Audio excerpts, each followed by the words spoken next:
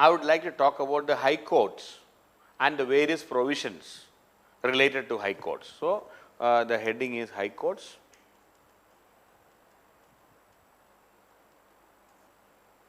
And according to article 214, 214, it says there shall be a high court for each state. So, but 7th Amendment Act has inserted a point saying that a common high court can be there for 2 or more states. A common high court can be there for 2 or more states. So, there need not be a separate high court for each state, but there shall be a high court for each state, that is okay, but the same high court can act as a high court for 2 or more states also. That is the condition of the, that is the the 7th Amendment Act. Okay. At present, if you look, there are 25 high courts in India.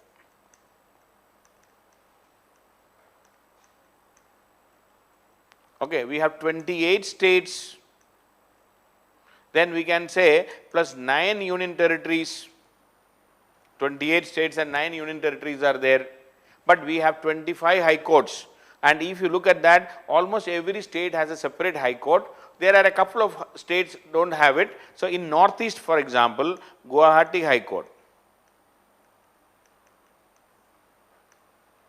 It is not only the high court for Assam, it is also the high court for Arunachal Pradesh.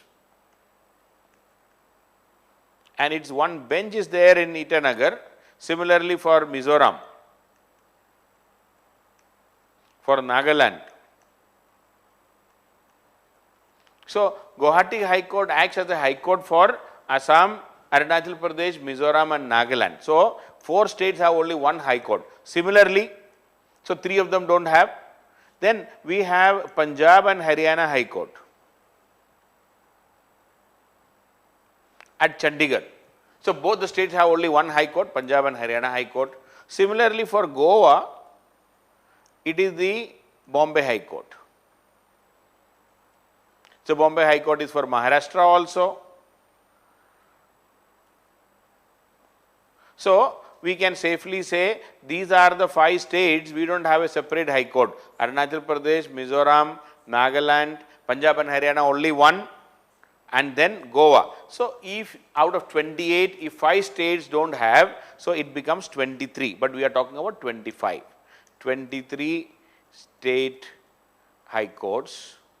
Then there are high courts for 2 union territories. One, of course, Delhi, we have the Delhi High Court, and also now the controversial Jammu and Kashmir and Ladakh. It has been declared as a union territory, but we have the Jammu and Kashmir High Court. It is also applicable, it is for the Ladakh also, the cases are in the Jammu and Kashmir High Court only. So, the Jammu and Kashmir High Court is acting for the 2 union territories which have been converted after 5th of August 2019. Jammu and Kashmir has been reduced to a union territory, and in fact, it has been bifurcated also. There is a Ladakh union territory, Jammu and Kashmir union territory, both of them are served by the Jammu and Kashmir High Court. So, these two, if you are adding 23 plus 2, we have we can say 25 high courts are there. The latest high court to be started was the Andhra Pradesh High Court separately in Amravati in 2019. Please remember the Andhra Pradesh High Court, which was together in Hyderabad earlier.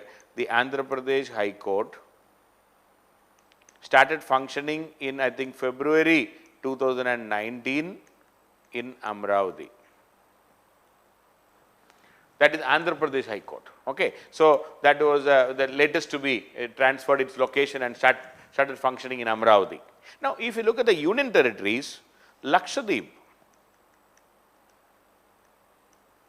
it is attached with the Kerala High Court. Pondicherry, it is with the Madras High Court.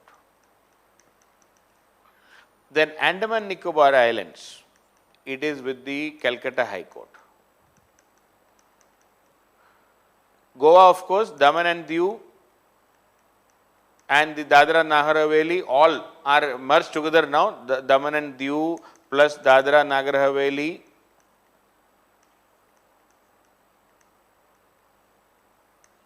These two are again with the Bombay High Court. Then Punjab and Haryana High Court is in Chandigarh, so Chandigarh is also under the Punjab and Haryana High Court. Punjab and Haryana High Court. Delhi has a separate. So all the union territories, it is attached to one or other High Court.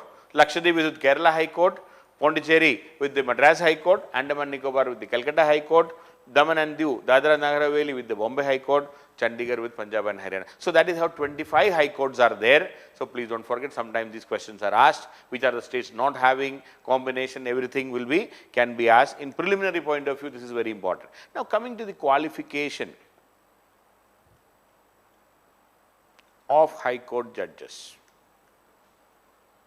First of all, citizen of India. Then a person can be plus or and a citizen of India and a person who has served as a in a judicial officer. Okay, a person who at least 10 years held as a judicial officer, at least 10 years as a judicial officer in a subordinate court, okay, in the territory of India as a judicial officer in the district courts and all, or 10 years advocate.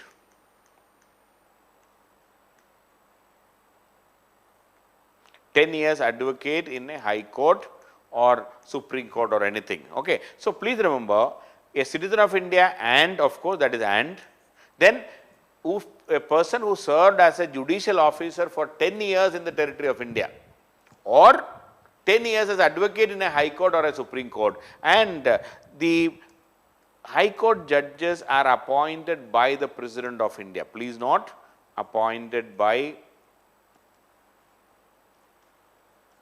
the President of India.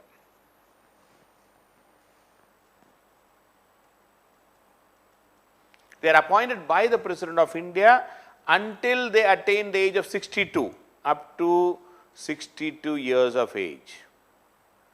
Please remember, so Supreme Court judges are appointed till 65 years of age, High Court judges are appointed till 62 years of age, High Court judges are appointed by the President of India, not by the Governor. They are appointed by the President of India, not by the Governor. It is very important. And then another point, and again, now the appointment, please remember the same thing.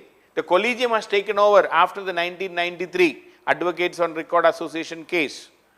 Advocates on Record Association case 1993. Now, the collegium will decide and the President of India will appoint. Now, in the only concession here is the CJI, Chief Justice of India, plus 2 senior most judges,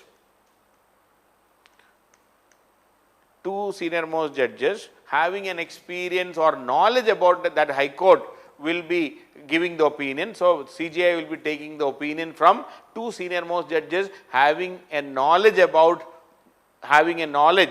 and experience about a particular High Court will be taken in, their opinion will be taken into consideration. So, otherwise it is the same.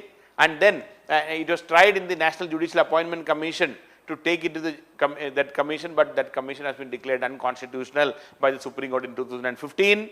So, now it is with the collegium. Now, one more point is the High Court judges according to Article 222. So, Article 217 talks about the appointment of the judges. Article 217 talks about the appointment of the judges. Then 222, Article 222, it deals with the transfer of judges. It deals with the transfer of judges from one High Court to another. The President, after consultation with the Chief Justice of India again, and here who can transfer? The President can transfer. President can transfer, but after consultation, the same consultation, after consultation with Chief Justice of India. Now this consultation is binding. Now after the Advocates on Record Association case, now this consultation is binding. That means even for the transfer of judges from one high court to another, the Chief Justice of India's decision is final. In the SP Gupta case 1980, SP Gupta case 1980, as far as the transfer is concerned, it was argued that the consent of the concerned judge should be there before they are transferred. But SP Gupta case said there is no need to go for any consent. But so no consent required. No consent required according to the SP Gupta case. In the 1993 Advocates on Record Association case, it was said that CJI will decide, CJI will initiate the Advocates on Record Association, Advocates on a Record Association case. CJI will initiate the transfer of judges. CJI will initiate the transfer of judges. That is what it is said. And it is binding on the President of India. And also the general principle applied in India right now is, it is not a rule, the Chief Justice of the High Court plus at least 1/3 of the judges should be from outside. Okay, the Chief Justice of the High Court plus at least 1/3 of the judges should be from outside. That is the general rule. So that is how the appointment as well as transfer is done by the President of India, but in consultation with the Chief Justice of India, and the Chief Justice of India's decision is final. Governors have no role in the appointment and transfer of the judges. And in the removal, the same procedure, removal of the judges, removal of the High Court judges, it is similar to the removal of the Supreme Court judges. I have already elaborately discussed, similar to the removal of Supreme Court judges.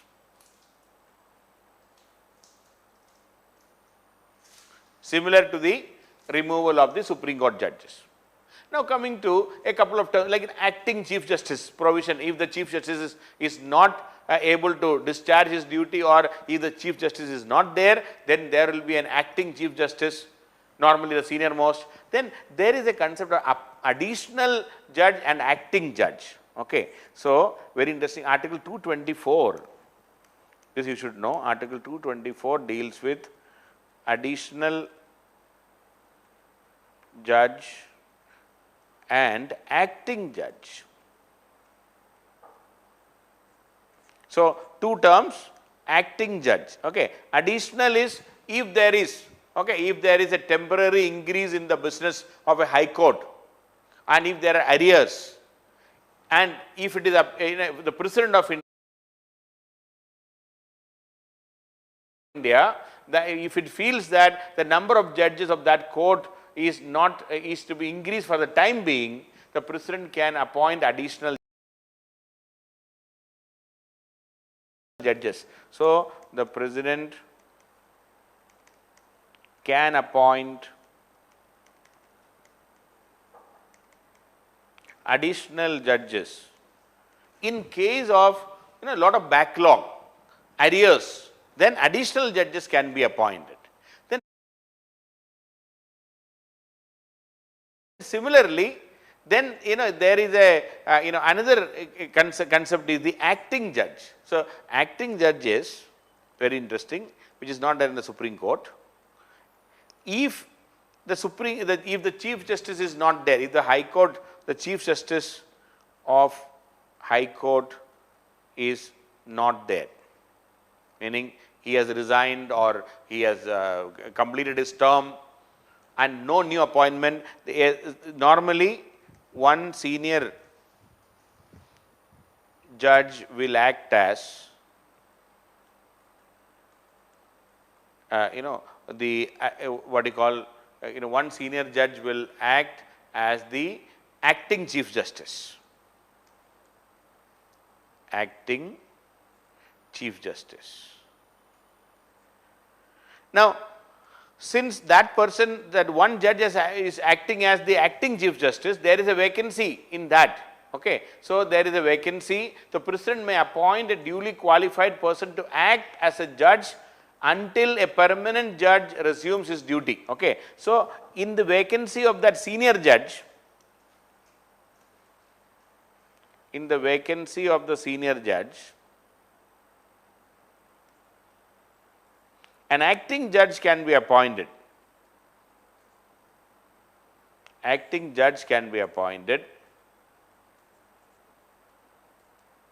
till the permanent judge resumes his duty. So, when any judge of a high court other than the Chief Justice by reason is absent or for any other reason unable to perform the duty of his office, or if he is appointed temporarily as a Chief Justice. So, if a normal judge is not able to function, or if if a person there is a lot of vacancies in the normal judiciary, or if a senior judge is elevated as the Chief Justice or other is acting as an acting Chief Justice. So, there are so many vacancies. So, a duly qualified person can be appointed by the President of India to act as an acting judge or other as an acting judge till a permanent judge is appointed. So, please remember there is a concept of acting judge, we have additional judge. Okay. Additional judge is when there is additional, when there is lot of arrear, pending case, we need more judges to be there, then it is additional judge. If there are too many vacancies and the vacancies are not filled for the time being, the permanent filling is not taking place, temporarily if you want to fill the vacancy, then it is acting judge. Okay. So, that is how the acting and additional judges, Article 224. Now, coming to another point in the Supreme Court or in the High Court, that is the safeguards of impartiality.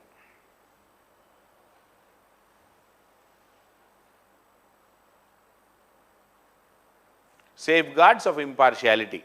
The Constitution, obviously, the way there are safeguards for the Supreme Court judges, there are safeguards for the High Court judges also. So, number one, a High Court judge can be removed only by a removal process in both the House of the Parliament, both the houses of the Parliament. So, there should be a removal process in both the houses of Parliament, similar to the removal of the Supreme Court judge, similar to the removal of Supreme Court judges. So, that is a safeguard for impartiality, and it is only for proved misbehavior and incapacity. No doubt regarding this, proved misbehavior or incapacity. Then number 2 point, a retired judge cannot cannot work as a or cannot practice as an advocate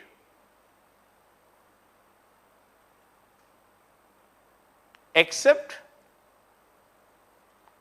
in Supreme Court or in any other High Court where he was not a judge. So, if at all he want to practice, yes, he can practice. See, in the Supreme Court case, the Supreme Court judges cannot practice anywhere, but High Court judges can practice in Supreme Court or in any other court, any other High Court where he was not a judge. High Court where he or she was not a judge. So, you cannot practice in the same court where you were you acted as a judge. You can go to the Supreme Court, you can practice there, but not in any High Court where you were a judge earlier. And also they cannot hold any office of profit. The same way we are talking about no office of profit under the state, similar to no office of profit. I have already discussed about the Supreme Court judges office of profit issue. No office of profit. Then salaries and allowances are to be from the charged expenditure. Charged expenditure of the state consolidated fund.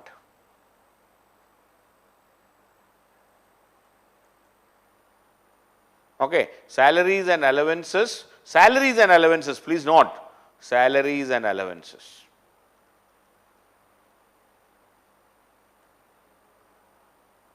Salaries and allowances are to be from the charged expenditure of the consolidated fund of the state. That means no discussion, there can no voting in the state. But please remember, the pension is from the charged expenditure of the consolidated fund of India. So, salary and allowances from the consolidated fund of the state, but pension from the charged expenditure of the consolidated fund of India. And the salaries, allowances cannot be altered to the disadvantage except in financial emergency. The salaries and allowances or even pension and all cannot be altered to the disadvantage.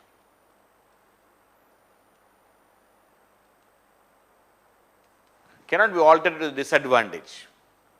And the conduct of the judges of a high court cannot be discussed in the parliament except during the removal motion, everything. Okay. So these are some, so please remember in two things which are different. One, they can practice, but in Supreme Court or in any other high court where he or she was not a judge.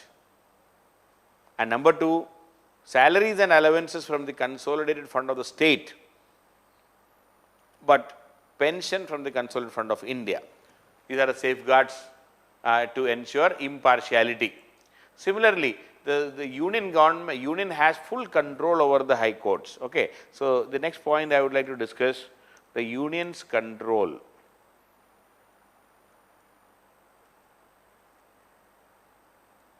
over the high courts. See, high courts are, even though high courts are the highest court of the state, but high courts are not under the control of the state.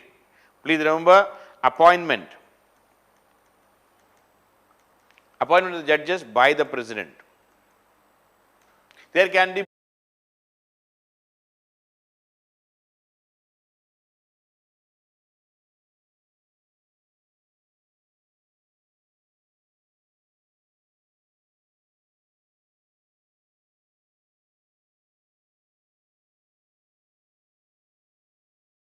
more than one, the same high court for more than one state.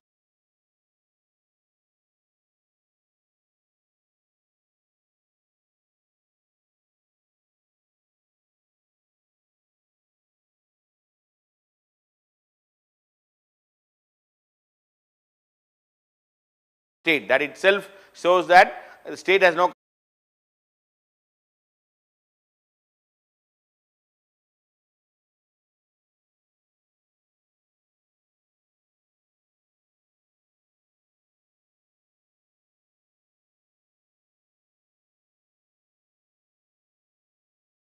control.